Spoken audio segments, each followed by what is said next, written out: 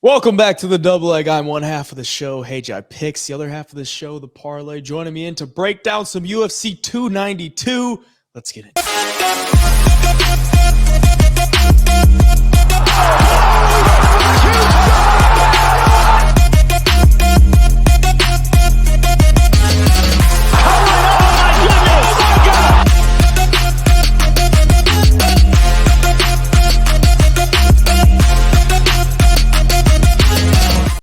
We got 10 fights to break down. We are still waiting on the bantamweight tough finale to be announced. That is tomorrow night, where we'll find out who's going to be fighting. And then we're possibly waiting for a replacement for Mario Batista. If you didn't know, Cody Garbrandt had to pull out of the fight, and Mario Batista is currently looking for a replacement there. So 10 fights in total. Main event, obviously, the title fight for the bantamweight championship, Aljamain Sterling, Sean O'Malley. Co-main event, Weili, Amanda Lemos. What do you think of the card overall? Yeah, it sucks with some of the fights that have fallen off because this card was setting up to be a monster, but still some really good matchups, some fun fights. We got name value. I mean, Sean O'Malley, Aljo, it doesn't get much better than that. This is going to be a fun week leading up to the fights, and hopefully we make some money. Looking to make some money again this week. It's going to be fun. Yeah, this card was looking to be like one of the best of the year, and then just a bunch of cancellations. But either way, still a solid card overall. But I mean, we were looking at like Chris Weidman, Brad Tavares as like, 3 or 4 fights before the main card. So it was looking stack, not so much now. But either way, they're still in the prelims, and we'll see if they get moved up to the main card or not. But we're going to go through and give our picks for every fight that is available right now. These are not our bets. If you want our bets, you can join the Double Leg Premium. You can use the link in the description there, get all of our bets for every single UFC card for the 30 days. Or you can wait until Friday, and you can get the one-time download. So if you just want the picks or the bets for this week, UFC 292, just wait till Friday. We'll have them available there for instant download.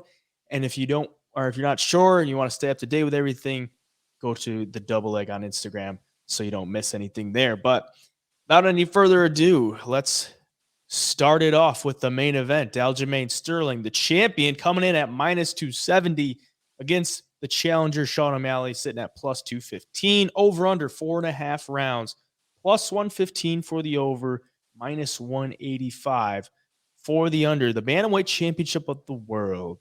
Aljamain Sterling looking to defend it for the 4th time in a row. 3 successful title defenses of Henry Cejudo, TJ Dillashaw, and Petr Yan, 2 of them by split decision, and then the second round TKO against TJ Dillashaw. 28 years of age for Sean O'Malley. You can see the height difference there. 4 inches in height difference, but only 1 inch in reach. Aljo's got those long arms, and Sean O'Malley usually uses his length pretty dang well throughout the fight. We'll see if he can do that here against Aljamain Sterling, who most likely will want to take the fight to the ground. That's pretty much what everyone knows. Striker versus grappler battle here. Aljamain Sterling's been on quite the run since he got KO'd in the first round against Marlon Moraes back in 2017. Hasn't lost since then. But if you look at how Sean O'Malley fights, he could pull off some type of knockout like Marlon Moraes did. Timing and precise accuracy. If Aljo shoots a sloppy takedown, that knee is on the board. But if Aljo gets him to the ground, it might be a long night for Sean O'Malley. What are you thinking on this one? Yeah, this is such a unique matchup because, you got a great lead up to the fight. You got Sean O'Malley, who everybody tunes in to watch. Everybody follows him on social medias and want to see what he's doing. And Aljamain Sterling, a guy who a lot of people are, thinking is one of the most talented 135ers of all time. I mean, he's got the full package. His striking has progressed over the years to go along with that grappling heavy and wrestling game. And dude, I mean, he's a wizard on the ground. The way he submitted Corey Sandhagen in the first round, took his back, and got the rear naked choke. He got Petr Yan. He had back control forever in that fight. Like, if he gets your back, he's probably one of the toughest fighters to get away from. To get out of that position on Aljo, it just seems impossible at times. But Sean O'Malley is slick, man. He is like underrated, I think, in not so much the grappling, but you see, like, against Petr Yan, when he get a takedown, O'Malley was so creative on getting back up, and he knew where to, put his weight to get back to his feet. And, when he gets back to his feet, he makes you pay. We saw it in the Petr Yan fight. That knee up the middle that cut Petr Yan open. There was another knee in there somewhere that kind of stunned Petr Yan a little bit. And I think that's going to be the big weapon that if Sean O'Malley wants to find a big KO, I think it's going to be on a knee on one of Aljo's entries, some crazy shot like that. But for Aljo, man, I don't know if he necessarily wants or needs to prove anything to people about his striking, but if he tries to strike with Sean O'Malley too long, it's just there's so many possibilities for Sean to find a big shot or a knockout or hurt him because I mean Sean is ridiculously good on the feet. I know people don't want to give him credit because of what he looks like and some of the stuff he says and does, but I mean pound for pound, he's one of the better strikers in the UFC, regardless of what anybody says. So makes for a great matchup, makes for an interesting matchup. I think in this fight, I think we're going to see a little bit of everything. I think we're going to see some on the feet. We're going to see some on the ground. It's all just going to come down to how good Sean O'Malley's defense and submission defense is. And I think that's going to make or break his game. I'd love to see Sean O'Malley win. I'd love to see him pull it off. I like a good underdog. I think the UFC would like Sean O'Malley in there. But I am going to pick Aljo. I just think the more well-roundedness and the strength and the size is maybe going to give Sean a little bit of problems. Because I look back to the Yan fight especially, and I see Yan get the takedowns and how strong he was compared to Sean at times. And then I think if that was Aljo, like Aljo's better grappler than Yan. He's bigger, he's taller, and he's a super strong dude with an incredible squeeze. So overall, I think it could be a really close fight. I think it could go to decision, but I'm going to stick with Aljo here. This is a very intriguing matchup. I think this is probably one of the more excited I've been for a fight like this because it's the epitome of a striker versus grappler, and the grappler is the champion, and you got a guy like Sean O'Malley with the big personality coming in here with the amazing striking, and he's going up against a guy who has shown he will just stand and strike with you. Like he's not just like takedown or bust type of guy. So I'm interested to see how long Aljamain Sterling will look to keep this fight on the feet and how soon he shoots for a takedown. As for Sean O'Malley, I think he comes in here with a good game plan. If he doesn't come in here with a good game plan, I'd be very shocked because it seems like he goes into fights very well prepared and he learns from his past performances, and the coaching with him until Tim Welch seems to be very good because he's got that like one guy that's like pretty much just designated to him, and they go in there with a good game plan more times than not. Against Petr Yan, he got taken down a bunch. I think that's what most people are going to look at in this fight and be like, okay, if Petr Yan could take him down 6 times, then what is Aljamain Sterling going to do to him? But I don't think he went in that fight thinking Petr Yan was going to take him down at all. I mean, he looked at it probably like it's going to be a kickboxing battle, and Yan lands the 6 takedowns. That's really where he had the success, was like with the takedowns on the feet. Sean O'Malley looked to be the more active fighter and a little bit just all around landed the better shots. That's ultimately why he won the fight, because it obviously wasn't what he did on the ground. So he wins the fight that way. I don't want to say I throw that performance away as far as the takedowns go for Sean O'Malley, but I also give him somewhat of a pass because he knows going into this fight, okay, I beat Aljo on the feet probably 9 out of 10 times, and he's going to be ready for the shots. If he's not ready, okay, he gets taken down. I think he just doesn't have to give up his back. If he doesn't give up his back, so if he gets taken down and he doesn't give up his back, I think he has a good chance of getting back to his feet and doing some more work on the feet. Because Aljo doesn't have some crazy top pressure when he's on top of you. It's just get the backpack, throw it in. He's not going anywhere. If he doesn't have that body triangle when he's on top, he hasn't been that great at keeping people there. Sean O'Malley is long. He's going to be able to use his length to create separation and get back to his feet if he's on his back. If Aljo does get the backpack in, I think Sean O'Malley's just got to survive, do the best he can to get out of it. But these are all things that I think they know. And going into this fight against Aljo has been kind of thrown into this spot to where he's coming off a title defense against Henry Cejudo 3 months ago, back in May. And something's telling me like it's his time. It's his time to lose. because he's been on this long win streak, hasn't lost in nearly 6 years. He's had 3 title defenses, 2 of them very close fights, and one of them was to a guy with a broken, or not a broken arm, but basically one-arm fighter. He had a shoulder that popped out with any kind of movement. It was over from the jump. That was basically, I don't want to say a free title defense, but if anybody knew about that shoulder injury that wasn't a part of TJ Dillashaw's camp, like, okay, they probably tell him, like, you can't fight because it just pops out immediately when he starts to fight. So I look at this one like I don't really have much confidence in Aljo to go out there and just smoke him, because he just hasn't done that. He just really hasn't done that against these guys at the top of the division. Okay, you can look at the Corey Sandhagen round 1 submission. That's the only time he's done it in his entire UFC career. I don't see him going out there and submitting Sean O'Malley right off the bat. So I think Sean O'Malley has a good chance of racking up a lot of strikes on the feet. I think he'll be a little bit more calculated with everything because he doesn't want to open himself up for the takedowns. But with him picking his shots, they're going to be way more significant than Aljamain. He just can't allow himself to get out-volumed on the feet because he can't be too timid, but he also can't allow himself to get out-volumed because Aljo will have that freedom on the feet to be like, okay, I can fall to my back and it's not really a big deal. But for Sean, he's just got to fight smart, pick his shots, and I think he wins. He could knock him out with something, could catch him with something. Later in the rounds, we've seen Aljo, I don't want to say gas, but get sloppy with takedowns and leave his head out there. Cejudo landed a big knee. I believe it was round 4 or 5 that, I mean, if Cejudo's landed knees on you, like Cejudo's like 5'1", 5'2", you know, like Sean O'Malley's, I would find it hard to believe Sean O'Malley's not going to land some type of knee at some point in this fight with the way that Aljo shoots takedowns. So I'm on Sean O'Malley this week. That's just the way I'm going to go about it because I just don't think the chalk is worth it for Aljo. Just the way that where he's at in his career, you could say he's in his prime, but I could also see this start to be the decline just because he's pretty much done fighting at 135.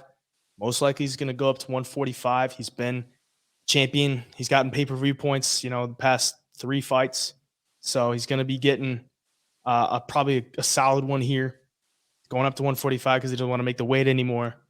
I think he's probably moving on to bigger and better things. Doesn't need to win as much. I think Sean O'Malley wants it, and I think he's going to get it this week, so I'm on him. Yeah, and, you know, I don't know if I know I picked Aljo, but I don't know if I would be confident to lay that price at all. I mean, because he is a bigger favorite. And the one thing that would concern me is, just like you said, this is probably his last fight at 135. I think he had an interview with TMZ, and he said that he all but said that he is done with this division. He's going to move up and challenge Volk and then fight like one more time after that, 1 or 2 more times, and then be, you know, probably be done. And if he does have his sights set on 145, I don't know if he even wanted this fight so soon. I mean, if you remember back when he beat Henry Cejudo, he talked about fighting Sean O'Malley, and he seemed frustrated. They wanted to make it this soon, just a couple of months away.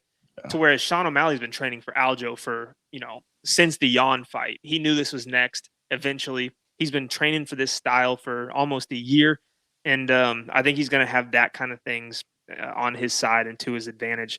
So it is so interesting, though. Like, the community's so split on this. You're either all in on Sean or you're all in on Aljo. And I understand both sides for sure.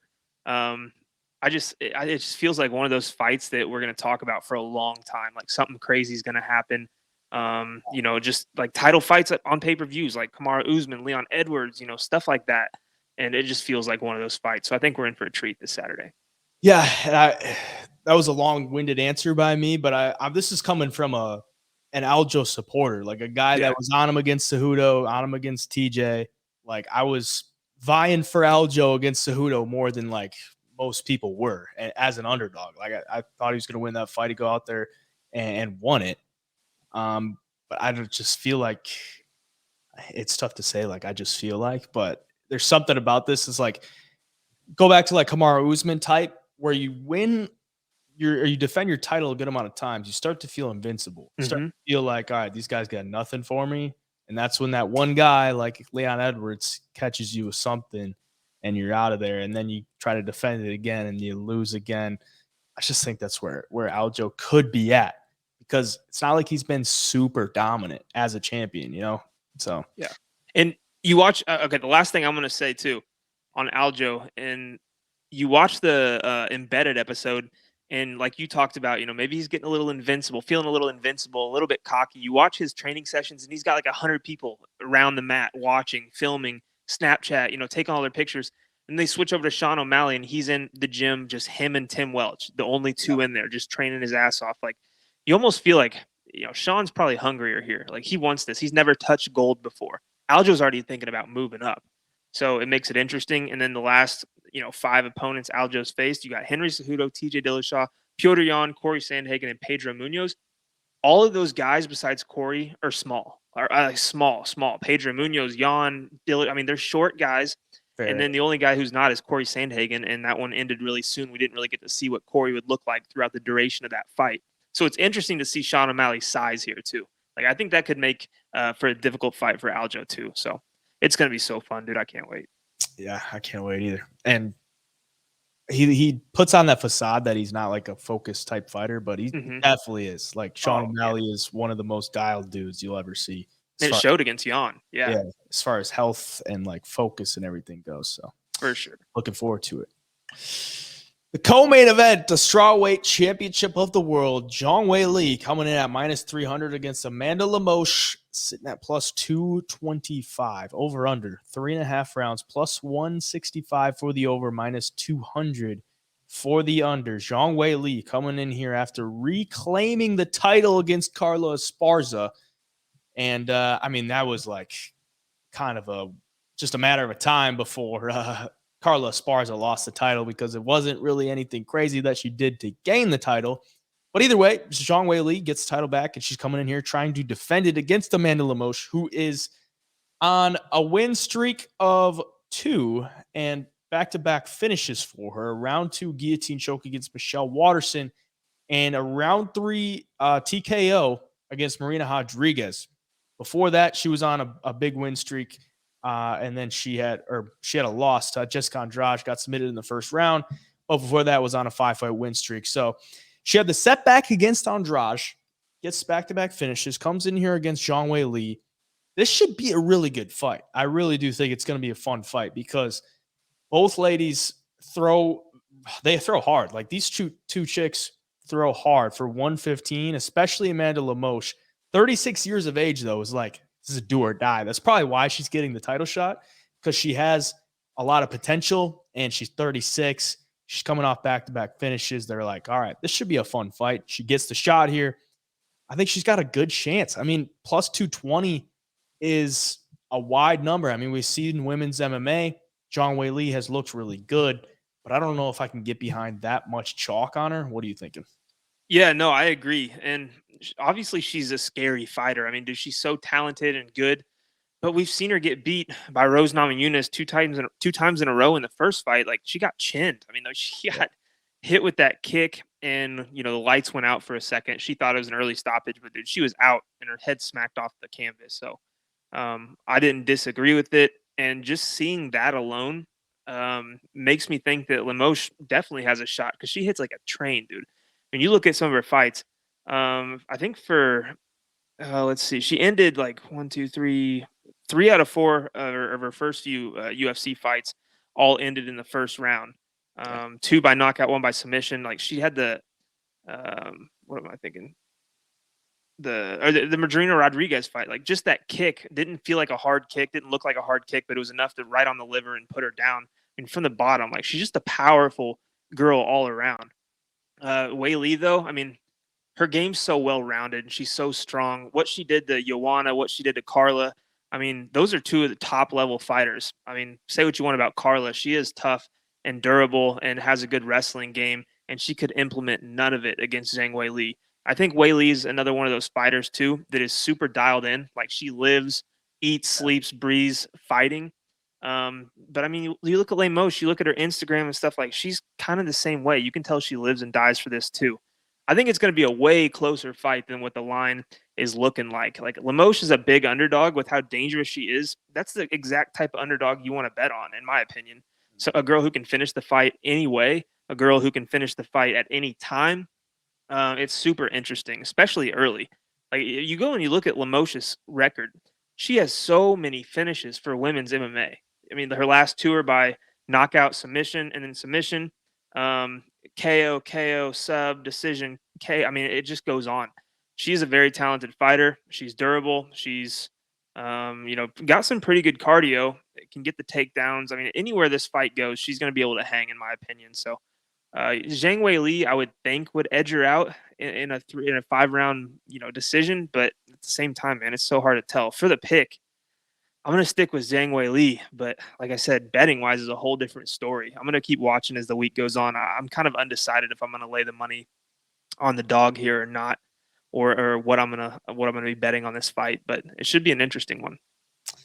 Yeah, I don't think I could play Zhang Weili at this number. No. Because Amanda Lemos is so dangerous, and we haven't really been able to see her up against like a former champion like this. I mean, she fought Jessica Andrade and got submitted by her, but I go back to that fight. I'm like, okay, it seems like she just got caught. Like, I don't see Zhang Weili going in standing arm triangle, Jessica Andrade. I just don't see that happening. It's also like a good learning lesson because, I mean, at 36 years of age, she doesn't have that many fights under her belt, like 16 in total. I'm interested to see how she handles the moment because she hasn't been, at this stage in her UFC career. She's fought on one pay-per-view, and it was at the Apex. So, I mean, she hasn't been on a pay-per-view stage like this, let alone a co-main event of a pay-per-view. I mean, she's been in the 5-round fight with Jessica Andrade. She got finished in the first round, and then she finished a 5-round fight against Marina Rodrigues as well. But you look at like when she came in the UFC, she's fighting at 135, and she's knocking chicks out at one. She moved down from 135 to 115, and automatically she's getting like first round finishes. So, I mean, she's definitely big for the weight class and hits very hard for the weight class. For Zhang Weili, I would expect her to be a little bit more active on the feet with the strikes, with the kicks. Lemos seems like she's just really looking for that one shot, or at least she's just throwing with more intent. Like Zhang Weili will touch you here and there with the kicks. I would also be very interested to see if she uses those kicks as much, because if you watch a lot of her fights, she'll kind of look to tap the front leg with her lead leg if they're both unorthodox. And when she does that, she kind of drops her hand a little bit. And Amanda Lemos got that big right hand. Like if she times that counter with the kick with the right hand, she could catch her with that. That's sort of what Rose Namajunas landed with the head kick, doing that. But if you go to those fights, like she won the split decision against Joanna, which was like an all-out war, comes back, gets knocked out, loses to Rose again, split decision.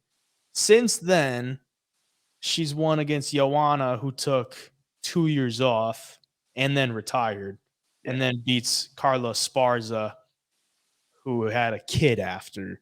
So, I mean, I don't want to like downplay those wins because they're good wins and she's the champion, but I don't really like, I would say the win over Marina Rodrigues is better than a win over Carla Esparza at this point, because Carla, she's durable and she's got the good wrestling, but it's like, I don't know, she's not beating. She won the title because Rose gave it to her. Like at that point, it's not really that impressive. So it's tough to look at this price and get behind Weili at minus 300. Do I think she wins? I think she's got more paths to victory in this one. But Amanda Lemos is so dangerous, even with the submissions, that I don't think I could take Weili at minus 300. So for the pick, I'm going to go for the pick. I'm going to go with Amanda Lemos. I think with 5 rounds, I think she'll be live enough throughout 5 rounds that she could find a finish. So, I mean, for the pick, I'll take her as well. Yeah, I'll leave it at that, I guess. When's the last time? I mean, these 2 title fights on this pay-per-view card. When's the last pay-per-view card with two sizable favorites that both won. Like I feel like they Yeah, never all win, the favorites. I mean, you look at Moreno, I think he was like minus like 200 or so, minus 180. He Yeah. lost. You know, Kamaru Usman, Leon Edwards. I mean, it's all these like crazy things that happen on pay-per-view cards, and this one might not be any different. So if you take both dogs in the title fights, I have a feeling one of them is going to cash. Yeah, I don't hate that at all. Welterweight bout here. Ian Machado Garry coming in at minus 420 against Neil Magny, who's replacing Jeff Neal, coming in at plus 320. Over under 1.5 rounds, minus 180 for the over, plus 150 for the under. Neil Magny coming in short notice, 36 years of age for him. He's going to match the height for Ian Garry. Ian Garry, 25 years of age, still undefeated, and looking to pick up another win here against the veteran Neil Magny, who is a big underdog in this one. But I got to say, it seems to me like at this point, he's fighting for paychecks. And I mean, taking this one on short notice on a pay-per-view card against a guy like Ian Garry, who was favored to win against Jeff Neal. Big favorite here against Neil Magny. It seems like he's just filling in for a body to take a loss against Ian Garry. You know, will he possibly give him a tough fight if he holds on to him and uses his strength and his veteran IQ, I guess, just to make the fight closer than it should be? He could. I mean, he's never been knocked out, or he's been knocked out twice in his career. He's never been knocked out in the first round since like 2017 or 2016. I mean, they said in a 3-round fight, he's only been knocked out once in a 3-round fight. So there's that. You know, the path to victory for Machado Garry is usually on the feet. Not going to get many submissions. He's only got one submission on his record. So it could be closer than the line looks, but honestly, I just don't give Neil Magny much of a shot in this one. What are you thinking? Yeah, I feel the same way. I think on the feet, Ian Garry is going to be stronger, hit harder, probably, I mean, obviously be more athletic and flashy and accurate, in my opinion. Neil Magny wins fights when he can just kind of make it dirty and grind it out and put you up against the cage and wear you down, like kind of like the Phil Rowe split decision win he just got a few months ago. Ian Garry, though, I feel like everybody knows him for his striking, but I have a feeling one of these fights, we're going to see how good he really is, like all around. Like, I bet he's way better than people think on the ground. I bet he's, wrestling wise.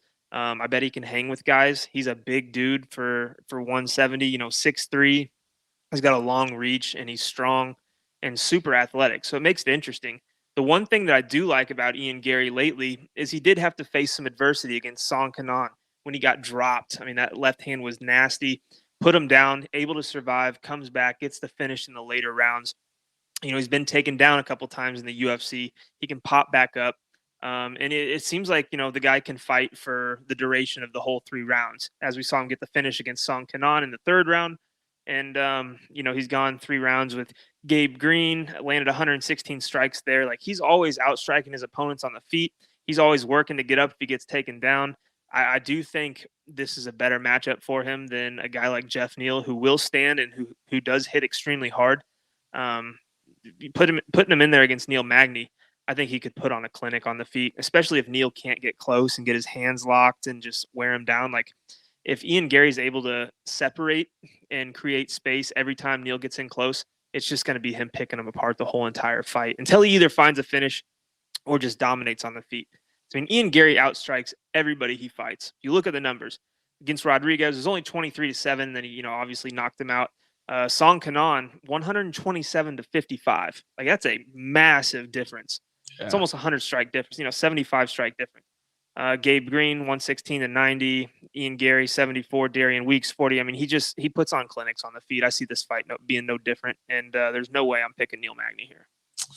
Yeah, it's just if there was like a full camp, I could look a little bit closer at Neil Magny, but like this is just like it's a paycheck. That's all I see. Right. Is Neil Magny stepping in for a paycheck because he knows on a full camp he'd probably lose to Ian Garry. So he's like, all right, I don't have to waste the time, and I'll get paid a good little pretty penny to step in here and take the fight. Ian Garry's big strength is like his speed and his accuracy, because you look at 6'3", Neil Magny's 6'3" too, but he's just going to be way faster. He's going to be in and out. He's going to be hit you with the kicks. Neil Magny's striking has looked terrible in the past few years. Like, he's just not hitting dudes. All he does is hold you up against the cage and maybe land a takedown here or there, lay on you. It's not going to, threaten too much with submissions there. I mean, he just submitted Daniel Rodrigues, but we saw what Ian Garry did to Daniel Rodrigues. So it's just not going to be a fun night at the office for Neil Magny. I mean, like I said, he's only been knocked out once in his entire career in a 3-round fight. But I don't know. I mean, maybe this one is like, I could see Ian Garry catching him with something. I have been a little critical of Ian Garry because of his lack of finishing ability since he's been in the UFC, because he had back-to-back decisions and then nearly went to a decision against Song Kanon. But, the first round head kick against D-Rod helps a little bit for his sake there. Got to go with him for the pick. And probably a solid parlay piece, but you're not getting much there. Yeah. I'm gonna predict the finish right here. I think, Ian Garry's been training in Brazil, trying to get that jiu-jitsu work in. I'm gonna call club and sub for Ian Garry here, get his first UFC submission. Why not submit the grappler and the guy who can get subs? I mean, Neil Magny's been submitted 5 times in the UFC alone. Yeah. And Ian Garry has the length. If he gets on top, I could see him being petty and looking for that sub. Add one to his resume. Club and sub Ian Garry, I'm calling it. Honestly, I would be interested to see what the sub line is. Yeah. Because if Neil's probably going to look to go for the takedown, and he's been caught with a guillotine a number of times as well. So, like you said, the submission prop is definitely something to take a look at. You'll probably get a much better number there than the KO prop. Bantamweight bout here. Marlon Chito Vera coming in at -185 against Pedro Munhoz, sitting at +155. Over under 2.5 rounds, -290 for the over, +230 for the under. Chito Vera, 4-1 in his last 5, coming off the loss to Corey Sandhagen. Pedro Munhoz coming off a big underdog win against Chris Gutierrez. 36 years of age for Munhoz, 30 years of age for Chito Vera, but a wealth of experience. Crazy to think that he's only 30 years old. Mm-hmm. Big thing I recognize, the over-under is really chalked up for the over. I mean, they're really looking to see this one go to the scorecards. Big reason for that is that neither guy has ever been finished in their entire professional career. Pedro Munhoz, never been finished. Chito Vera, never been finished. So that's why you see that there. The crazy part, though, to me, Chito Vera is the favorite, right? So, and they're expecting this fight to go the distance. Chito Vera has won 1 3-round decision since 2016. Like, he's only won 1. He's been to a decision a couple times. He's lost the decisions in a 3-round fight. Otherwise, he's been fighting in 5-rounders. And we know him to be a slow starter. And he's the favorite here coming against Pedro Munhoz. He's only got 3 rounds to work with. If he can't finish him in those 3 rounds, he's got to bank at least 2 of them. And he hasn't really been doing that as of recently. So what are you thinking? Yeah, no, I think the same exact way as you. And you and I were both at Pedro Munhoz's last fight against Chris Gutierrez.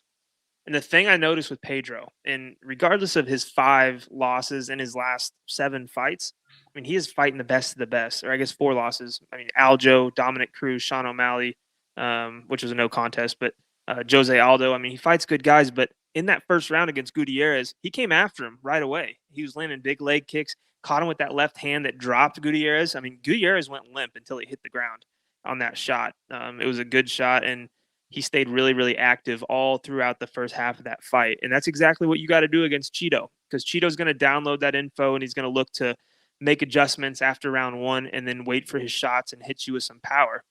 I mean, Pedro's tough, dude. He's super tough. He's fast.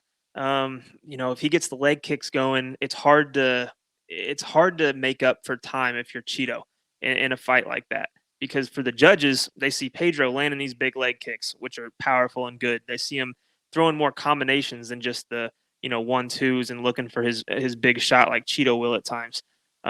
If it goes to decision, I really like Pedro Munhoz here. I really do, because like you mentioned, man, I mean, Chito's got to win 2 rounds after he drops that first, if that's how he comes out in this fight. As a big dog, I would take a chance on Pedro, honestly, after seeing what he looked like against Chris Gutierrez, who was on a roll, was knocking out, Frankie Edgar, knocking out guys. Everyone was pretty high on him. And Pedro just outfought him the whole entire fight from start to finish. Took some decent shots in that fight, but every time he got touched, he'd throw 3 or 4 more back. And if you fight like that against Cheeto and Cheeto doesn't knock you out, like you're going to land a lot more volume than him. So in that, Pedro never being knocked out looks really good to me here. Because if Cheeto can't knock him out, I just feel like Pedro's going to take it on the scorecards. Super concerning, like that this fight is supposed to go to decision, like very chalky to go to a decision, and then the guy that is the favorite is he just doesn't win 3-round decisions. Like he just doesn't do that. So yeah, I mean, I don't think I could really bet Cheeto at chalk at this point. And if you look at how he fights, like you're probably better off just taking him after the first round, because the one fight that he did win by decision was to Davy Grant in the past. I mean, since 2016, the only 3-round decision that he's won was against Davy Grant, and he still dropped the first round. Like he lost the first round in that fight too, and then he comes back, wins the second round, and gets a 10-8 in the third round. So it's very concerning. And in this spot, it's like, why would you even mess around with Cheeto if you know he's probably going to lose the first round?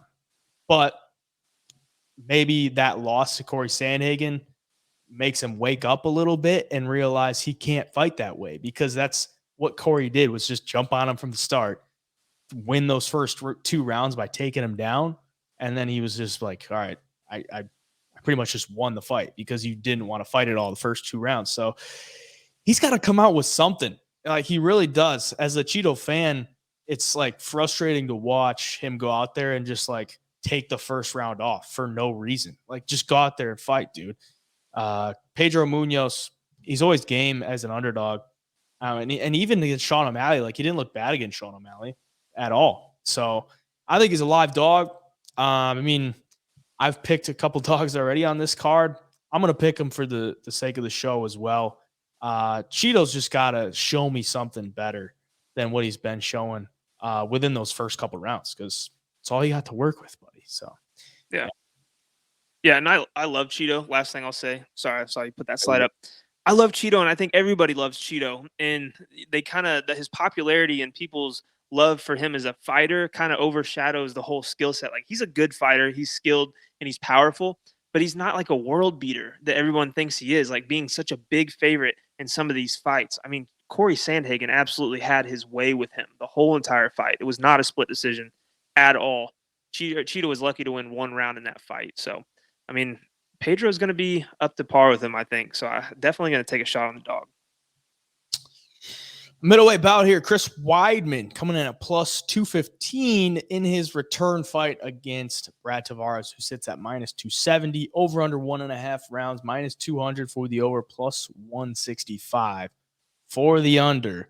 This is going to be a big deal throughout the week, the return of Chris Weidman, because he's been off for a very long time, recovering from the leg break he had back in 2021. So it's been 2 years and 3 months, 2 years and 3 months since he last fought, April 24th to be exact of 2021.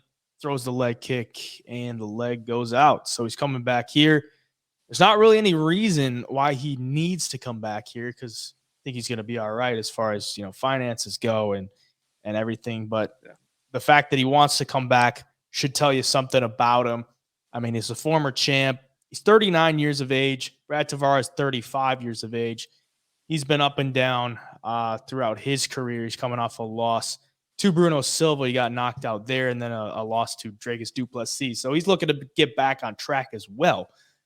He's coming in as pretty heavy chalk. Chris Weidman, I mean, even before that leg break, wasn't having the most success. I mean, he lost 3 straight after he lost his title, beat Kelvin Gastelum, lost 2 more in a row to Jacare Ray and Dominic Reyes, a win over Akhmedov, and then the loss there. So I would probably say he was on a pretty clear downhill run there, and then just the leg break makes it a lot worse. That's why you're probably seeing this price here. But what are you thinking on this one? Because I don't know. I mean, it's kind of just, I think everyone's going to be rooting for Chris Weidman, but at the end of the day, like, does he get it done? Yeah, it's tough, especially coming off the injury, right? I mean, dude, that was a nasty break. We don't see many guys come back from that injury. I mean, Anderson Silva, but it's been a while. Connor's going to do it hopefully later this year. So it's just hard to tell, especially at his age too. Like he's going to be 40 either next year or the year after that. Like he's getting close to the end of his career. He's a good wrestler. If he can't get the takedowns here, though, I see Brad Tavares just kind of taking over on the feet, especially Chris Weidman being, like I said, this age. I think he's going to be a step slower on the feet. I don't think he's going to be the same Chris Weidman we all love and remember. And for that reason, man, I just feel like Brad Tavares, this is a winnable fight for him. You're going to have to take advantage of Chris Weidman coming off a big layoff. Try to, deplete that gas tank with the body kicks and get after him right away. Because if you can put pressure on him, take away the takedowns, I think he's going to have a lot of success. And I'm going to pick Brad Tavares. Yeah, I mean, it's tough to get behind Weidman in this spot. I mean, if you look at, from a betting perspective, the win for Weidman is really just to get back in the octagon. Like, I don't think he really cares if he wins or loses. He just wants to get back there. Obviously, it'd be great to win, but for Brad Tavares, I mean, he's probably got a little bit more to look forward to as far as a career goes. And it's not like he's been bad as of recently whatsoever. I mean, getting knocked out by Bruno Silva, a lot of people, I mean, like 20-plus guys have been knocked out by Bruno Silva, so it's not anything crazy there.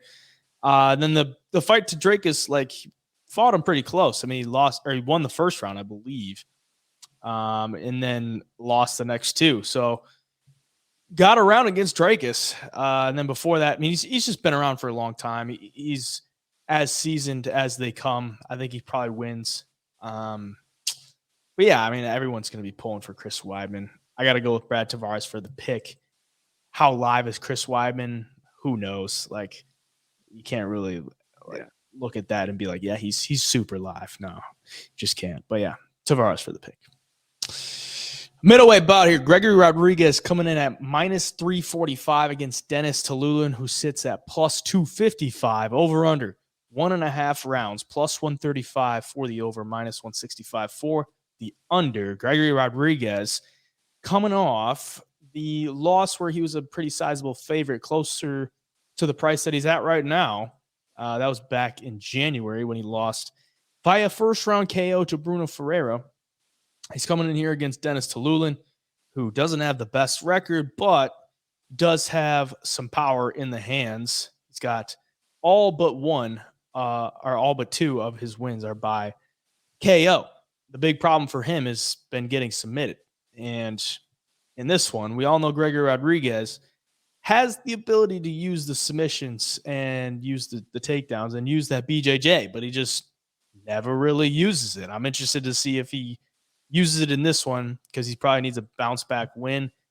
It seems like Gregory Rodrigues should just, completely demolish Dennis Tiuliulin in this spot, but Gregory Rodrigues finds himself in close fights, in dog fights, like for no apparent reason. And he could get into one here against Dennis Tiuliulin. Most likely should win, but do you think he pulls it off or do you think he shits the bed? Yeah, I think he should win this fight and he needs to win this fight based off, getting knocked out by Bruno Ferreira, who just got knocked out himself. And it was Bruno's, UFC debut. And he got hit so clean and he does leave himself open. I mean, he's been hurt in fights before. Armin Petrosian had a ton of success on the feet against him. And, coming into this fight against Dennis, I think people are going to overlook Dennis a little bit based off of his last performance against Jung Young Park, who we saw is obviously one of the better fighters in the division. I don't care what anybody says. Like, we saw that in his last performance. Mm-hmm. And then before that, beats Jamie Pickett, which he should have. He finished that fight in the second round.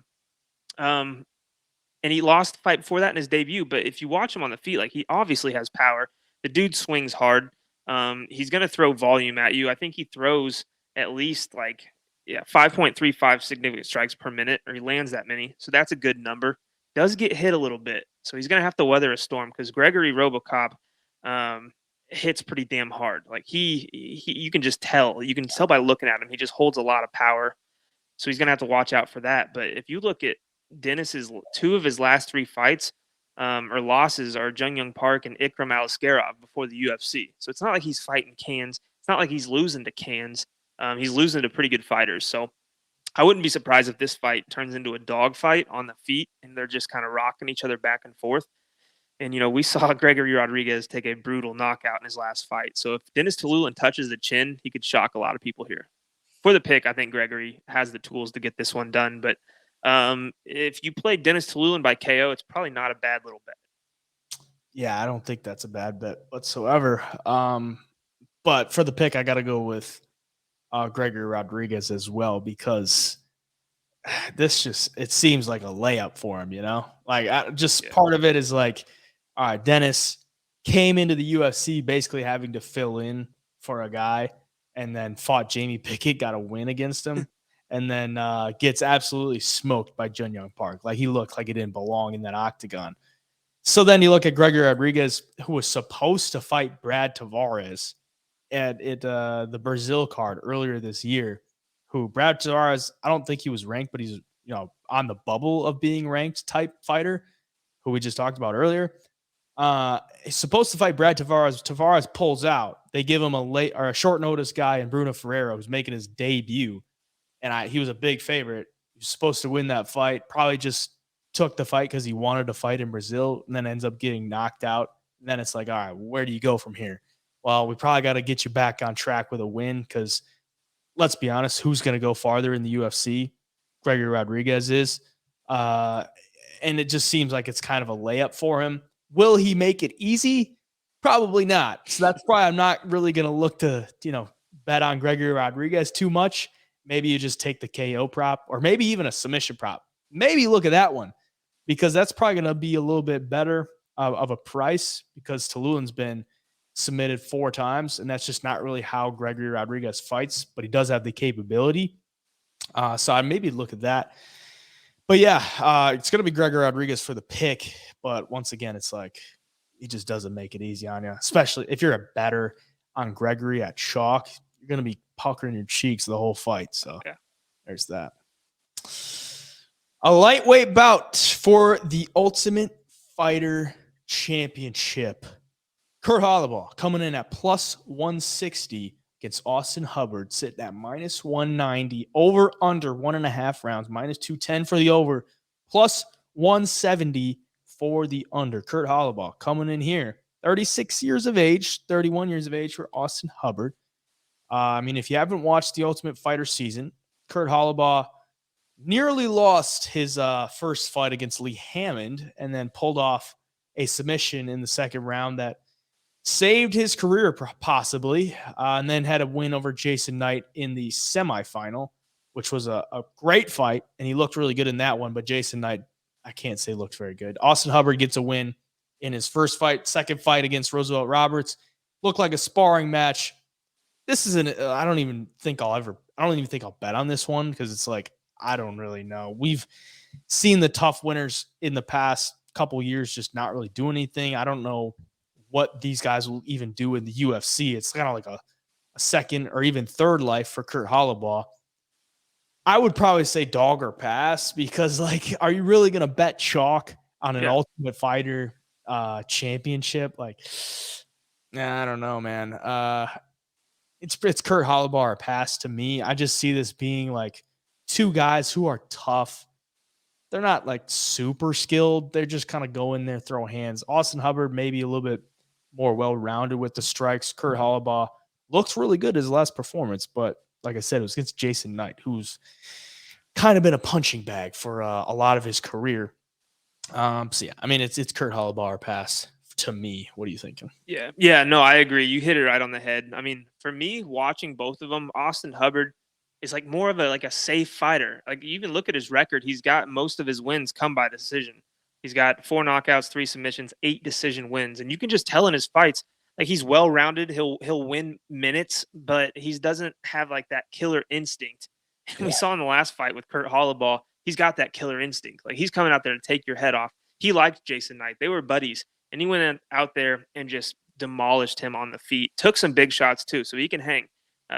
But overall, just put the pressure on him. Just absolutely broke Knight. And towards the end of that fight, Knight was just one big shot away from going down, and that's what happened. So for my money, when you're talking about guys that are underdogs like that, that's exactly who you want to have your money on. Guys that are going to fight for your money, guys that are dogs, compared to Austin Hubbard, who, if he wins, it's probably going to be by decision. So yeah, I like Kurt Holobaugh here too. It's a hard fight to pick, just based off the circumstances coming off the Ultimate Fighter. But I like Kurt on these odds for sure. Yeah, I mean, Hubbard's younger. There's probably a little bit more to get behind, but like you said, I mean, a career decision fighter, it's tough to get behind at chalk. Yeah. He's had more success in the UFC than Kurt Holobaugh did. He was 3-4 in the UFC.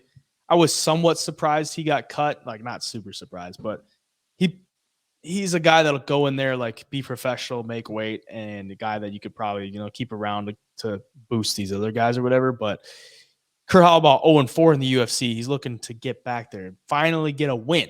So, I mean, he's got to cross that off his list to get a UFC win in there. So, yeah, it's a dogger pass. I mean, for the sake of the show, why not? I'll take Kurt Holobaugh. Middleweight bout, Gerald Meerschaert coming in at plus 195 against Andre Petroski, sitting at minus 235, over under 2.5 rounds, plus 155 for the over, minus 185 for the under. Gerald Meerschaert, look at how many fights he's got. The man gets in scraps. And so looking through, his wins and losses, I always love to see that Jay Ellis loss in his it's like second or third career fight. Always makes me laugh. But yeah, I mean, he's been around in the UFC for a while. You see, he's got 51 fights under his belt. Very experienced. He's always a live dog for sure. He's never out of the fight. Petroski has looked fairly good in the UFC. I would question the competition, at least in the UFC. He was on the Ultimate Fighter season 29. He lost to Brian Battle. He got submitted by Brian Battle on that season. He's a big favorite in here, though. I mean, he's looked good. And usually when you bet against Gerald Meerschaert, it looks really good until it doesn't, when he catches you with something. So you'll probably, if you take Petroski, he'll probably come out, look really good. And if he does finish him, it'll look really good. Your bet will look amazing, because it'll probably look minus 400, minus 500. But unless Gerald Meerschaert catches him with something, Petroski shoots a sloppy takedown, leaves his neck out there, Meerschaert snatches something up, and then you're like, damn, why did I bet minus 235 on Andre Petroski against Gerald Meerschaert, who's always live and has like 20 submissions on his record? So, yeah, I mean, that's really the concern for me. Like, this is a tough guy to go against when you're betting heavy chalk. That's just my thoughts. What are you thinking? Yeah, the concern for me is the same exact way. I mean, Gerald Meerschaert has taken some losses recently. Like, the big right hand to Hamzat was nasty, but Hamzat beats everybody. Yeah. Joe Pyfer, same thing. Joe Pyfer came out and just cracked him in the first round and put him out. But that's Joe Pyfer, and that's Hamzat. That's not Andre Petroski. And Petroski burns hot in that first round, man. Like, he will throw some big shots. He's got that big overhand. He fights like your typical UFC wrestler, in my opinion. Like, he will get the takedowns. He will, get you up against the cage. Just look for that single leg into a double. And when he's on the feet, he is swinging, wildly and heavy. But I worry he's going to look at that Joe Pyfer fight and think that's exactly what I'm going to do. I'm going to come out here, pressure him, throw these big shots, and put him out. But if he tries that, he better hope he finishes it, because if he gets tired in this fight and he starts shooting sloppy takedowns, Gerald Meerschaert will submit him. Like, he will find that neck at some point. He's a wizard on the ground. He's submitted some really, really good fighters. I mean, you look at Makhmed Muradov, who just beat the hell out of Brian Barberena and everybody was high on. Yeah, Gerald Meerschaert submitted that dude. You look at some of his past fights. I mean, he just finds ways to win. If the fight gets extended, he will find ways to win. You look at the Bruno Silva fight a few fights ago. Same exact thing. Got the late sub. So he's always live. I think if you play Gerald Meerschaert, you could get away with playing that round 2, round 3 sub. And if the fight gets past the first, he's got a super, super good chance to do it. So I like GM3. I'm not real high on Petroski. Like you said, hasn't really fought the highest level competition. He is a strong, strong dude. And maybe he does turn into a really good fighter, but this is going to be a pretty big test, just considering the style of GM3 and how dangerous he is when guys are trying to take him down. And if he leaves his neck exposed, it's going to be bad news. Give me GM3. I'm going to be a little risky here. Yeah, I don't know if I'll go that far, but I do think I don't know if I could get behind the chalk for Petroski. Right. The only thing I will say for GM3 is like he's really just struggled with like big power punchers. I mean, you look like Hamza hit him with the shot. Pfeiffer, Ian Heinisch knocked him out round 1. He just doesn't take damage on the feet very good. Like even look at the Muradov fight. He was getting pieced up on the feet before Muradov kind of gassed in the second round and gets submitted. Petroski's got to fight smart. And I think he might come into this one maybe a little bit overconfident because his teammate is Joe Pfeiffer. And he's like, all right. I mean, Pfeiffer just absolutely murked him. I can go in there and probably do the same thing because I train with Pfeiffer every day. And I know how good Pfeiffer is. I think I'm on the same level. Well, buddy, you're not. You're not as good of a striker as Pfeiffer is.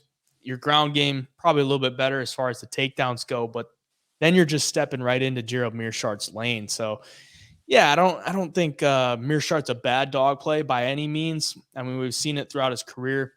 He takes a loss, he'll bounce back with some performance that you're like, where did he come from with that? You know, like the fight against Bruno Silva was like, okay, Bruno Silva's a big power puncher, but then he was so scared of the ground game of Meerschaert. Yeah. He was just taking everything on the feet from Meerschaert. So, yeah, for the sake of the show, I'm going to go with Petroski. But Meerschaert, definitely live. Definitely live. Flyweight bout here. Natalia Silva coming in at minus 350 against Andrea Lee, sitting at plus 250.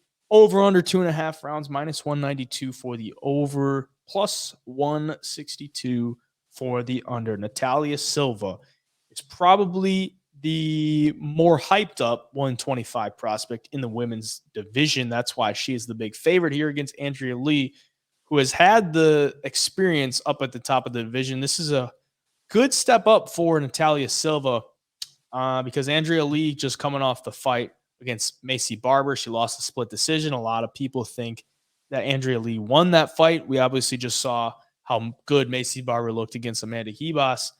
Andrea Lee, 34 years old, Natalia Silva, 26. And as you can tell, Natalia Silva actually has more fights. So, I mean, she's been fighting for a very long time. She comes in here against Andrea Lee, who I don't want to say is the most, she's not very skilled as a fighter. She's kind of just a tough girl who's going to go in there and make it a close fight. I mean, she's been to a lot of decisions. She's been to a lot of split decisions.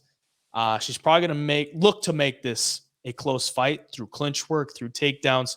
She doesn't want to stand and strike with Natalia Silva because Natalia Silva is probably going to piece her up.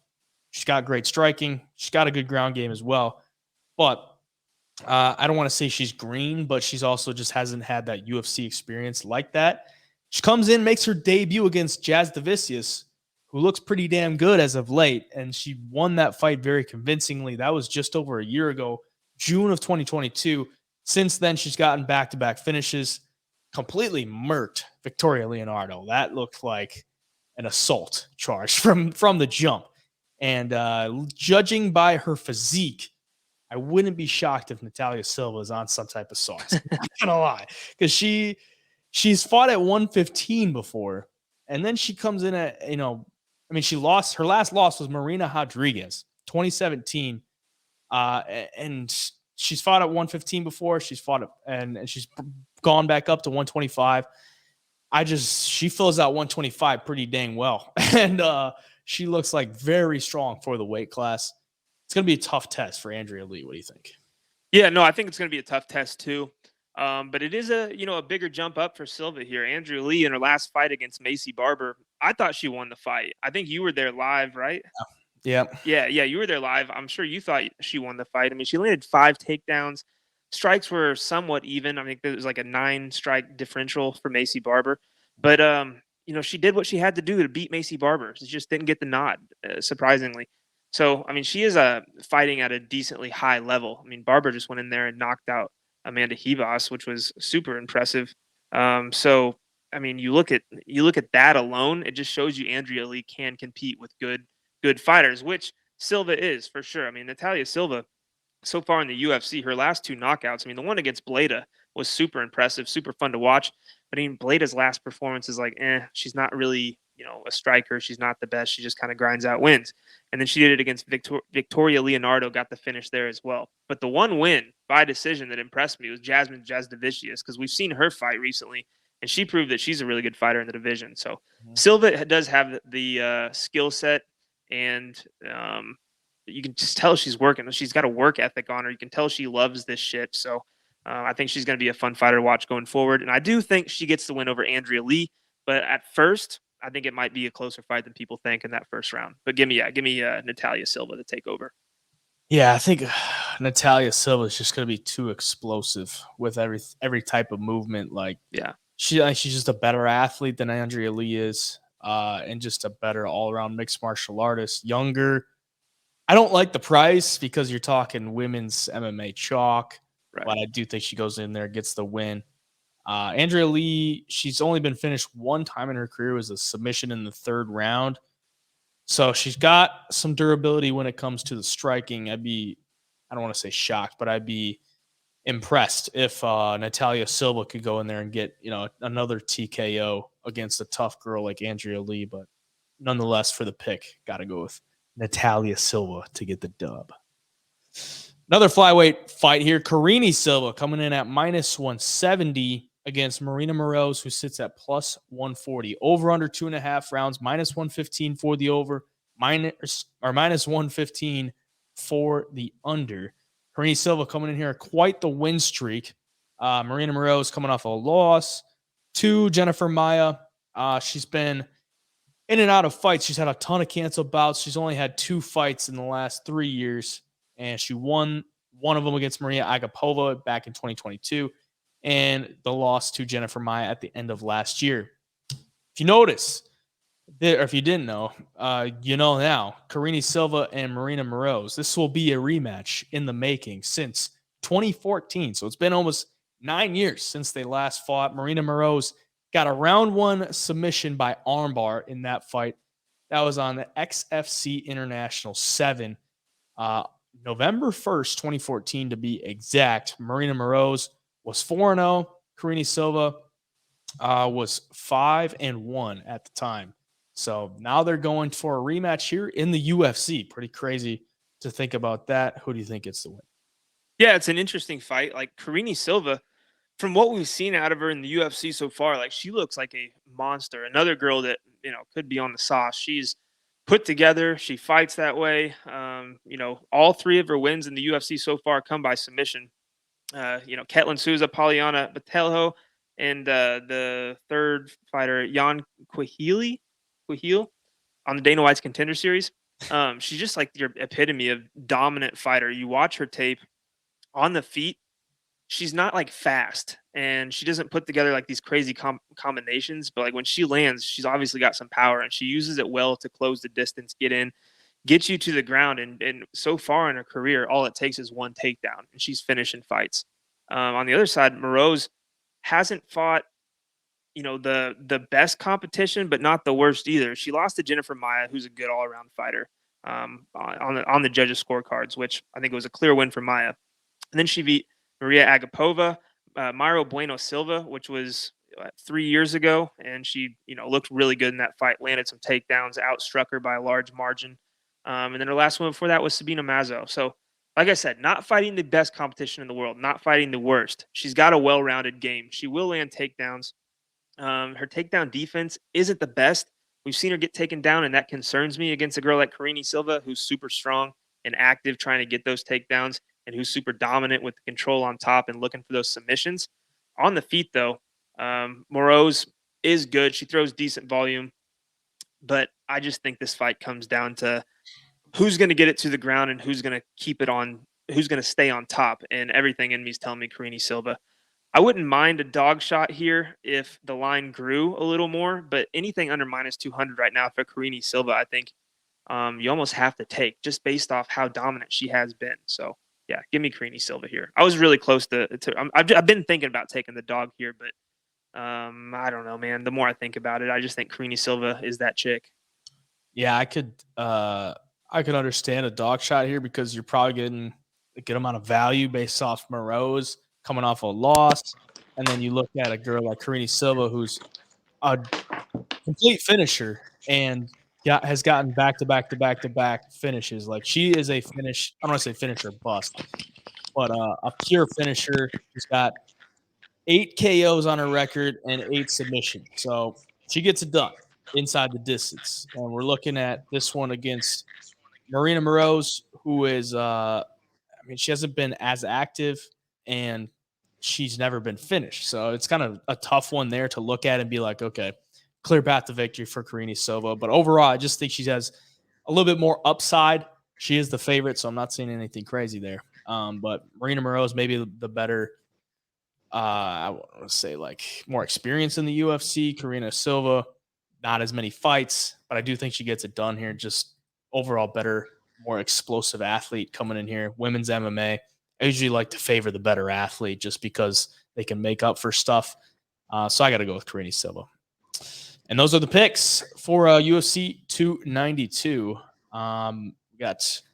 We'll wait on the other fights for the announcements, and we'll probably get those to you, those prediction and breakdown videos to you in a different video. But other than that, if you're watching here on YouTube, drop a subscription to support the channel. Once again, if you want the bets for this week, hit the link in the description to join the Double Leg Premium, or you can wait till Friday to get the instant download. Stay up to date with everything at the Double Leg on Instagram, at HeyJadPicks on all the medias. For me, where can they find you? All social medias at the Parlay MMA. All right. Until next time, we'll see you in the recap for UFC 292, the Double Leg.